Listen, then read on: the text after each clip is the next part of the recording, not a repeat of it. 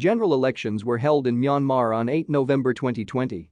Voting occurred in all constituencies, excluding seats appointed by or reserved for the military, to elect members to both the upper house and the lower house of the Assembly of the Union, as well as state and regional Hluttaws.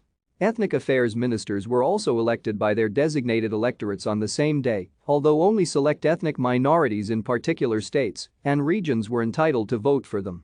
A total of 1,171 national, state, and regional seats were contested in the election, with polling having taken place in all townships, including areas considered conflict zones and self-administered regions.